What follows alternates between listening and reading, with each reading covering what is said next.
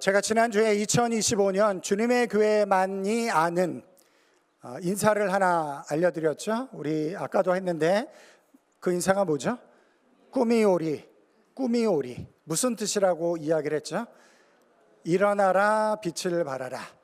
이제 히브리어 말로 꾸미오리라는 뜻인데 꾸미오리로 우리가 받아들여서 올 한 해 여러분들 가운데 꿈꾸고 계획하는 것들이 주님 안에서 이루어지길 주님의 이름으로 축원합니다. 그런데 그 일이 이루어질 때 여러분들이 또 꿈꿔야 될 것이 하나 있어요. 뭐냐면 일어나 빛을 발하라. 이것이 여러분들 삶 가운데 이루어질 수 있는 꿈을 꾸시기 바랍니다. 우리 교회 가운데 일어나 빛을 발하라. 이 꿈이 이루어질 것을 꿈꾸시기 바랍니다.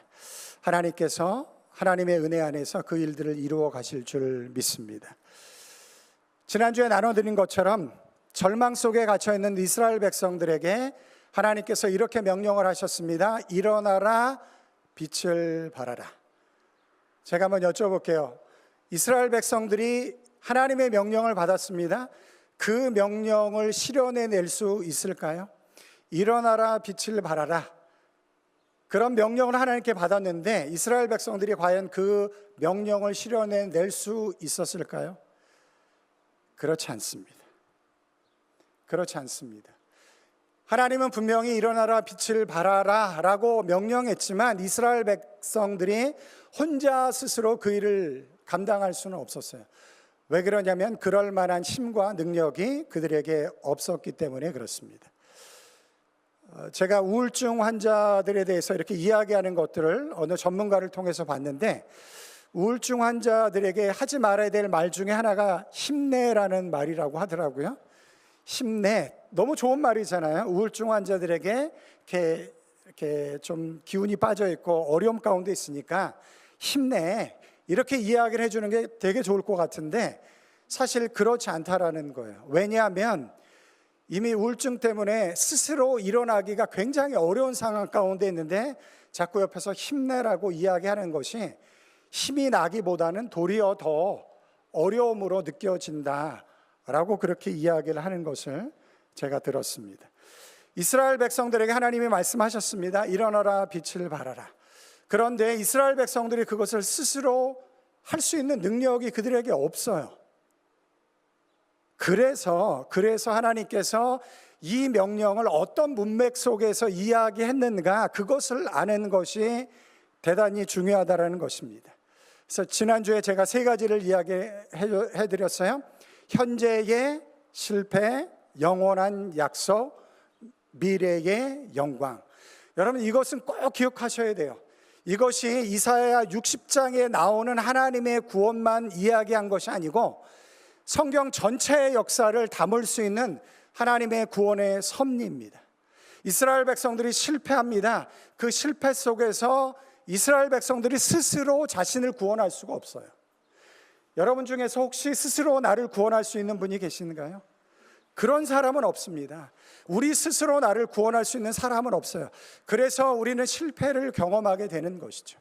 2025년이 시작되어지면서 올해 일어나 빛을 발하라 이 말씀이 나에게 주어졌지 그래 내가 올해 일어나 빛을 발해야지 라고 굳건한 결심을 하지만 그 결심이 그렇게 오래가지 못한다는 것을 우리는 많은 경험들을 통해서 깨달았어요. 그러함에도 불구하고 하나님이 이스라엘 백성들에게 명령하셨습니다. 일어나라 빛을 발하라. 어떻게 그렇게 명령하실 수 있었는가? 그들이 실패했지만 그들에게 주어진 영원한 언약 때문에 그렇습니다. 포기하지 않는 하나님의 약속 때문에 그렇습니다. 우리 믿음의 조상이 누구죠? 우리 믿음의 조상 아브라함이라고 우리는 이야기를 합니다. 왜 아브라함의 믿음의 조상이 되어졌죠? 그를 통해서 하나님의 구원 계획이 실현되어졌기 때문에 그렇습니다. 그래서 그 이전에 이스라엘 백성들이 있었지만 그러나 하나님은 아브라함을 우리의 믿음의 조상으로 선택을 하셨습니다. 아브라함의 믿음의 조상이 되고 나서 하나님께서 아브라함에게 약속을 하셨어요. 언약을 베푸셨습니다. 그것이 창세기 15장에 기록되어져 있는데 여러분 한국 사람들은 약속할 때 어떻게 약속을 하죠? 새끼손가락을 걸어요. 새끼손가락을 걸면서 약속을 합니다. 왜 새끼손가락을 걸면서 약속을 하나요? 그건 집에 가셔서 구글에게 물어보시기 바랍니다. 네이버에게 물어보세요. 저도 잘 모릅니다. 왜 새끼손가락을 거는지 잘 몰라요. 근데 이제 이게 잘 안 되니까 뭐 복사도 하고 뭐 도장도 찍고 이런 일들이 있는데, 한국 사람들은 새끼손가락을 걸면서 약속을 하지만 이스라엘 백성들은, 고대 유대인들은 동물을 가지고 와서 동물의 반을 자릅니다. 그리고 양편으로 이렇게 놔요. 잘라놓은 동물을 반반씩 양편으로 이렇게 놓습니다. 그리고 약속 당사자가 손을 잡고 그 잘라진 동물 사이를 지나갑니다. 한국은 손가락을 걸지만 고대 이스라엘 사람들은 그렇게 약속을 했어요. 어떤 의미가 담겨져 있을까요? 이런 의미가 담겨져 있는 거예요. 약속을 지키지 않으면 너도 이 동물처럼 된다.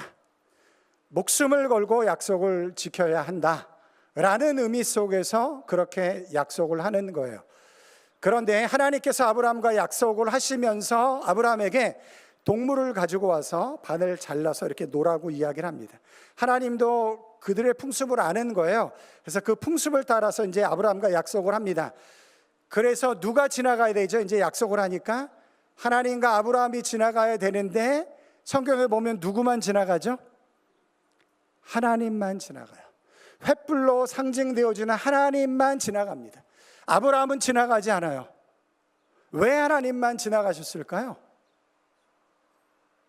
저는 이렇게 해석을 하는데, 아브라함, 너의 조건과 상관없이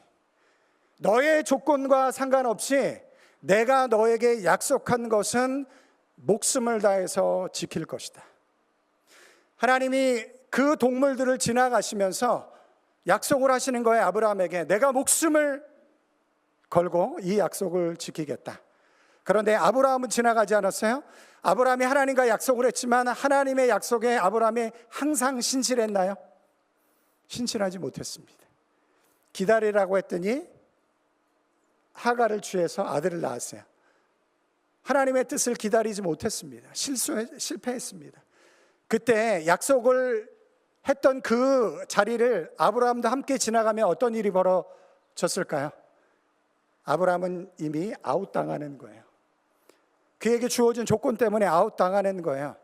그런데 하나님이 아브라함은 남겨두시고 하나님 스스로가 그곳을 가셨습니다. 하나님이 목숨을 걸고 아브라함에게 약속하신 그 약속이 우리들 가운데도 유효한데, 하나님이 목숨을 걸고 그 약속을 지키셨나요?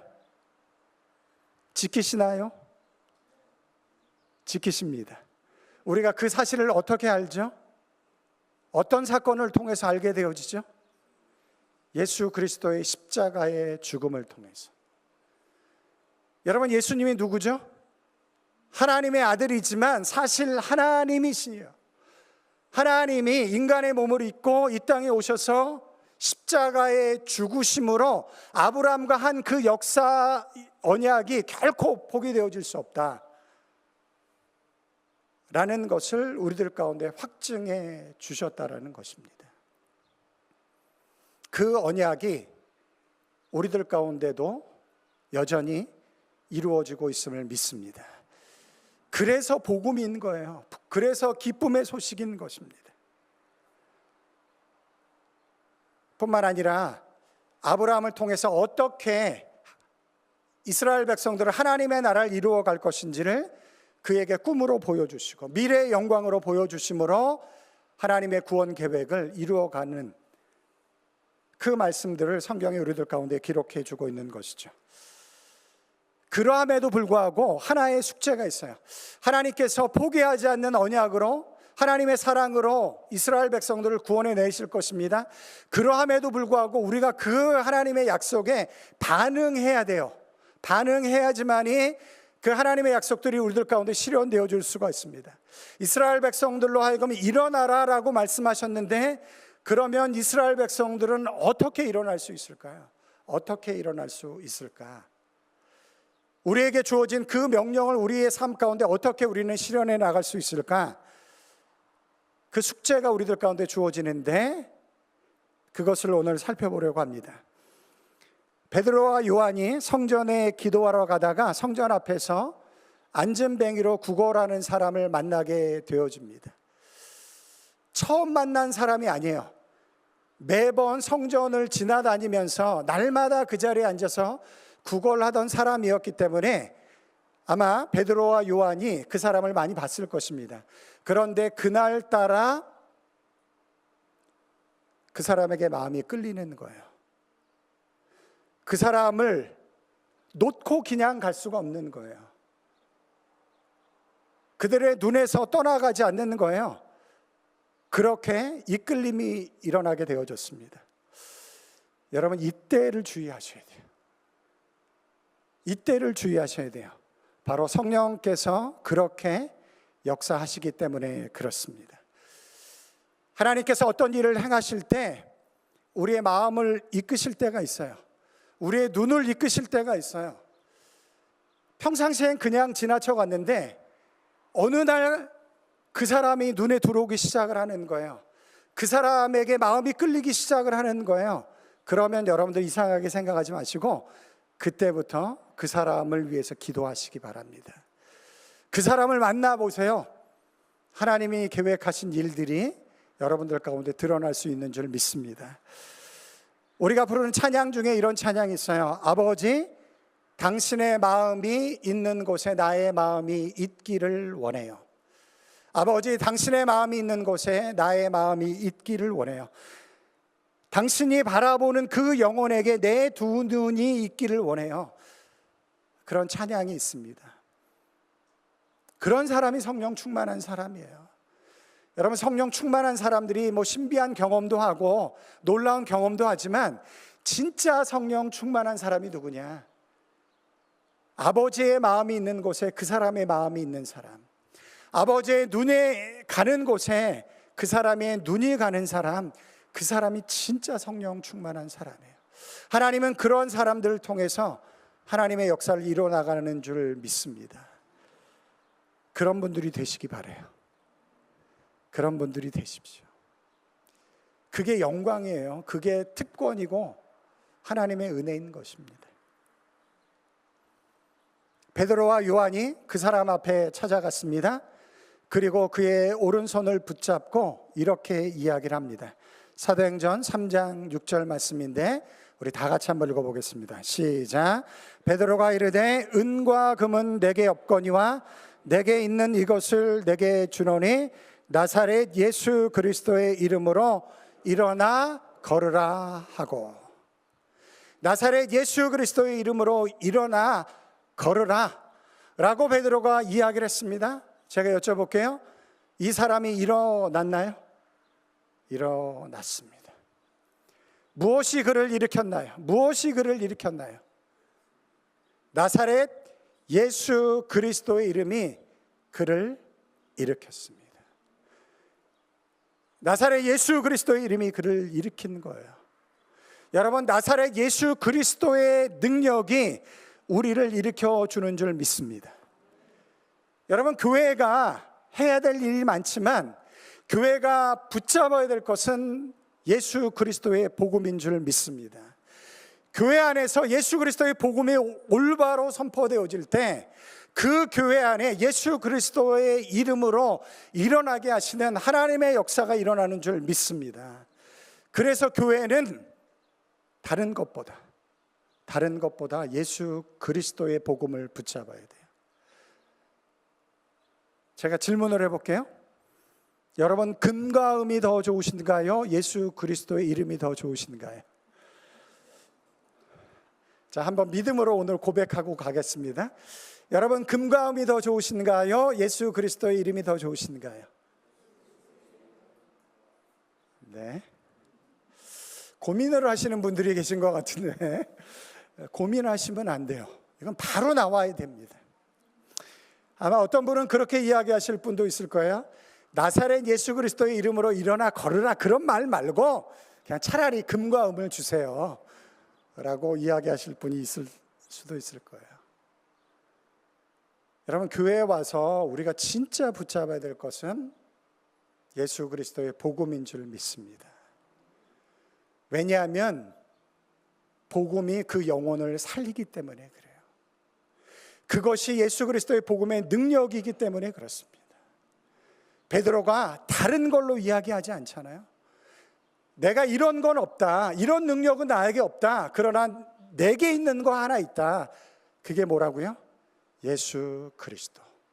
예수 그리스도의 이름으로 일어나 걸으라 라고 이야기하니까 예수 그리스도의 능력으로 그가 일어나서 걷기 시작했습니다.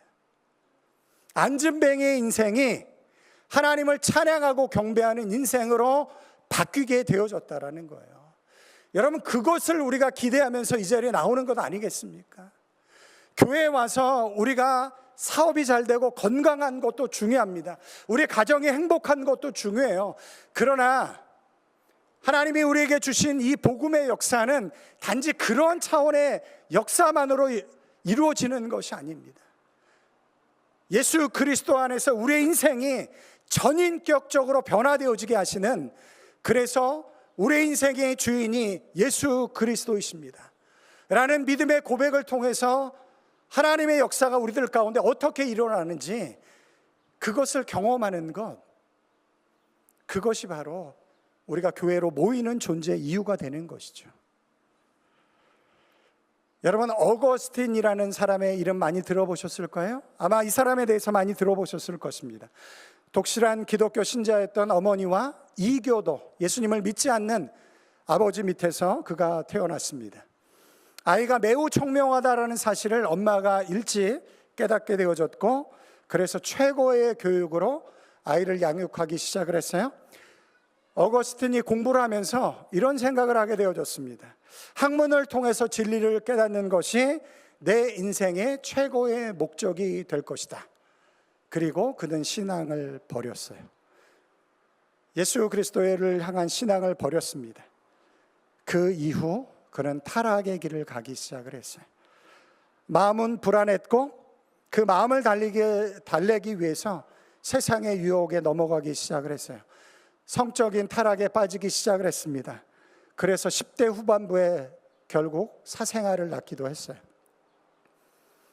그러던 어거스틴이 387년 밀라노의 한 정원에서 앉아 있을 때 아이들의 노래소리가 들려오기 시작을 했습니다. 근데 그 아이들의 노래소리가 이런 소리로 들려왔어요. 취하여 읽어라, 취하여 읽어라.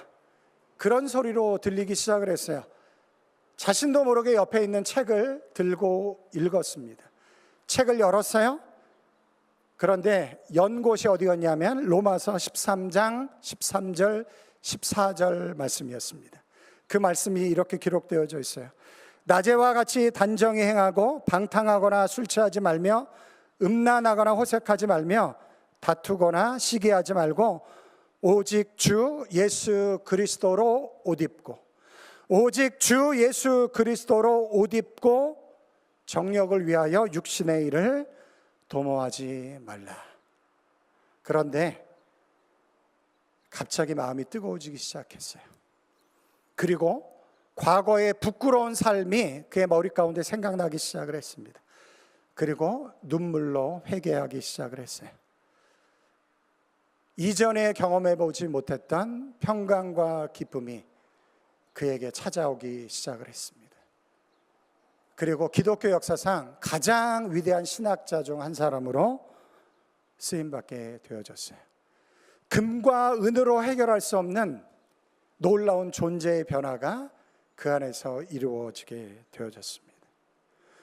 여러분, 교회는 이런 구원의 역사를 추구하기 위해서 모이는 곳입니다.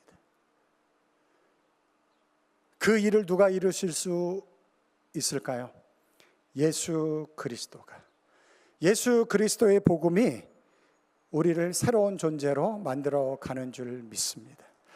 그래서 이 안진뱅이는 예수 그리스도 안에서 새 생명을 얻게 되어졌어요. 여러분, 새 생명을 얻은 자가 되어졌나요? 이 안진뱅이가 새 생명을 얻게 되어졌나요? 새 생명을 얻게 되어졌죠. 안진뱅이에서 구걸하던 사람이 이제 일어나서 새로운 삶을 살게 되어졌습니다. 예수 그리스도를 붙잡을 때 이런 놀라운 역사가 우리들 가운데 이루어지는 줄 믿습니다. 그럼 예수 그리스도를 붙잡는다라는 것은 뭘까? 말씀을 가까이 하십시오. 그리고 기도를 나의 삶의 중심으로 여기십시오. 하나님의 말씀을 가까이 하시고 기도를 나의 삶의 중심으로 여기십시오. 여기에 더해서 제가 오늘 꼭 여러분들에게 말씀드리고 싶은 것이 있는데, 주님이라면 어떻게 하실까? 주님이라면 어떻게 하실까? 한번 다 같이 해보겠습니다. 시작. 주님이라면 어떻게 하실까? 이게 주님을 붙잡는 거예요. 예수 그리스도를 붙잡는 거예요. 주님이라면 어떻게 하실까? 그렇게 기도할 때 하나님께서 우리들 가운데 마음의 감동을 주실 거예요. 그것을 붙잡고 살아가는 것, 그것이 주님을 붙잡고 살아가는 삶이 되는 것은 믿습니다. 여러분, 예수님을 믿는다고 해서 우리의 모든 삶이 다 형통하고 평안해지는가? 그건 착각이에요. 예수님을 믿는다라고 해서 우리의 모든 삶이 다 평안하고 그냥 다 형통한 삶을 사는가? 그것은 착각일 수 있습니다. 제가 읽었던 책 중에 이런 책 제목이 있어요. 쉬운 예수는 없다. 예수님이 우리에게 구원을 주시고 하나님의 놀라우신 은혜와 축복을 허락하여 주시지만, 그러나 예수 그리스도가 원하시는 삶을 살기 위해서 우리의 삶이 그렇게 항상 형통하고 내가 원하는 대로만 진행되어지는 것이 아니에요. 예수님을 따르기 위해서는 결단이 필요합니다. 믿음의 결단이 필요해요. 쉬운 예수는 없습니다. 우리가 구원받는 건 너무 쉽게 하나님의 은혜로 구원을 받지만, 그러나 하나님의 자녀답게 살아가기 위해서는 쉬운 예수는 없습니다. 그러함에도 불구하고 그 삶이 쉬울 수가 있어요. 그 삶이 하나님 안에서 형통할 수가 있어요. 여러분, 시편 23편 1절 말씀 아마 다 기억하실 것 같은데, 여호와는 나의 목자시니 내게 부족함이 없으리로다. 누가 지은 시죠? 다윗이 지은 시예요. 여호와는 나의 목자시니 내게 부족함이 없으리로다. 다윗에게 부족함이 없었나요? 저는 성경에서 가장 이해되어지지 않는 성경 구절 중에 하나인데, 다윗에게 부족함이 없었나요? 그래서 다윗이 이런 고백을 하나요? 결코 그렇지 않습니다. 다윗은 하나님의 뜻을 이루기 위해서 대단히 어려운 인생을 살았어요. 10년 이상을 사울에게 쫓겨다니는 인생을 살았습니다.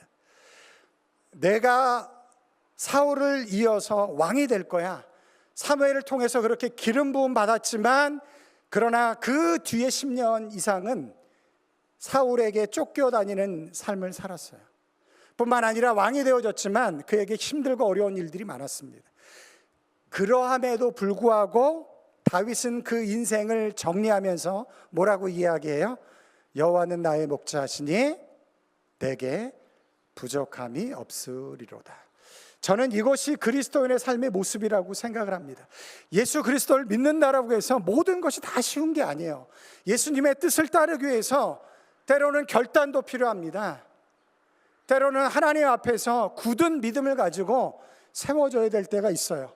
세상의 가치와 하나님의 가치가 다르기 때문에, 더군다나 우리가 주님의 교회라는 이름으로 모여서 신앙생활을 할 때 세상의 가치가 우리 가운데 들어올 때 결연히 그것을 끊고 하나님의 뜻을 붙잡아야만 합니다.